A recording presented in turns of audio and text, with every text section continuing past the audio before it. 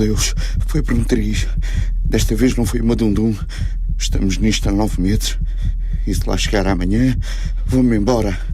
Ainda ninguém percebeu porque é que está aqui. A África ainda vá, mas França...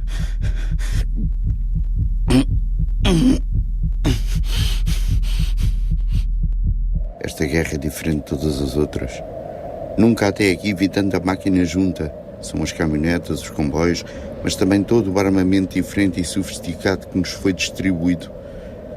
Muitos dos meus homens não conheciam outra máquina para além desta rua. Hoje será a nossa última noite na primeira linha.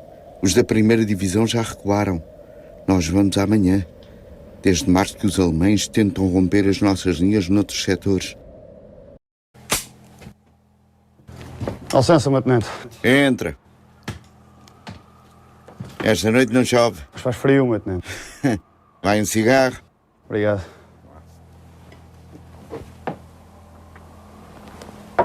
Leva lá o rum aos homens. Eu já lá vou ter. Por lá ver. Só se aguentam mais uma noite, meu tenente. Então, não onde aguentar. De noite é que é o inferno. Ou se espera toda a noite embarcando rum para nos aguentarmos, ou se vai de patrulha andando como gatos, caindo aqui, levantando-nos acolá, rezando a Cristo para que nos chegue o dia da rendição e que o Boche não nos veja, para que não nos retalie com mais um bombardeamento. A Primeira Guerra Mundial também é caracterizada por esta banalidade do horror.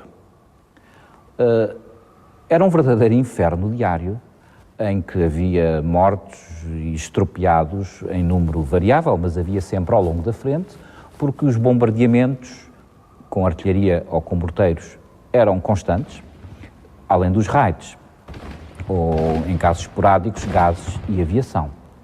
Porque isso tem a ver com a tal banalidade do horror, com as condições brutais que caracterizam a Primeira Guerra Mundial.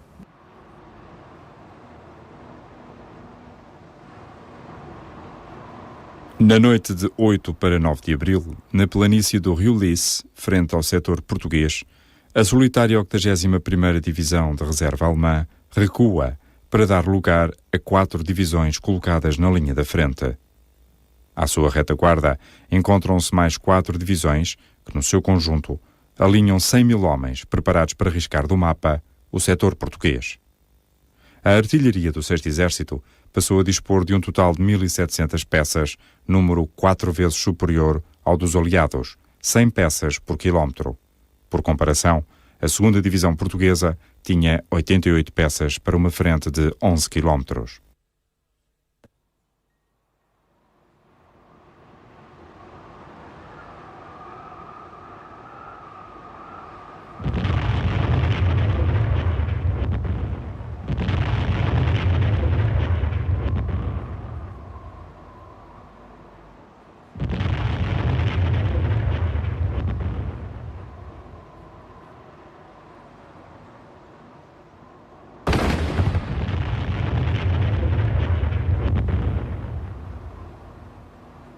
Na madrugada do 9 de abril, às 4h15, inicia-se um violento bombardeamento de artilharia e morteiros pesados, dirigido principalmente contra as frentes da 2ª Divisão Portuguesa e 40ª Britânica.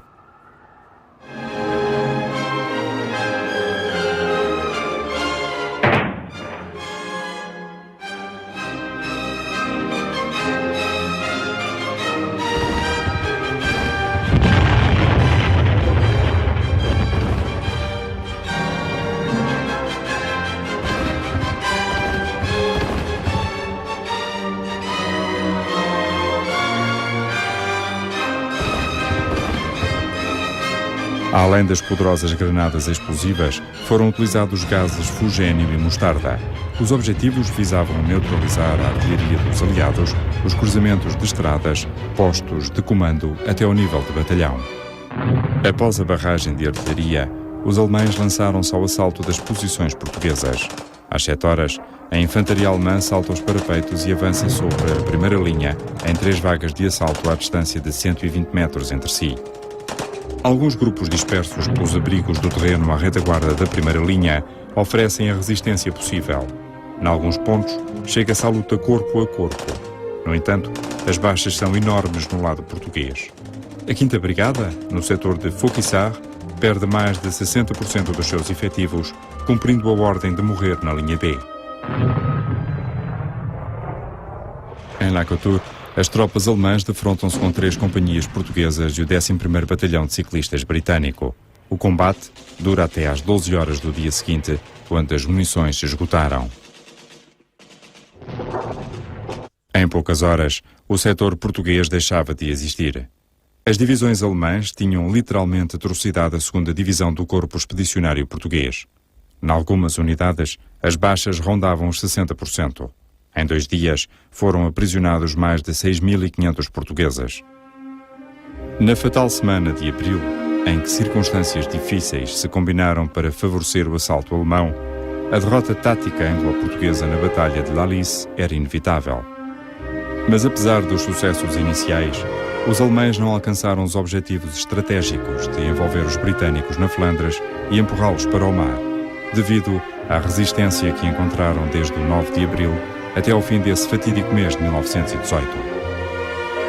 Ficará para a história militar a atitude de alguns soldados portugueses que se bateram com coragem, evitando que obuses caíssem em mãos inimigas ou defendendo os seus camaradas disparando até à última bala, como Aníbal Augusto Milhais, conhecido como Soldado Milhões, ou Cabo Sementes, entre outros.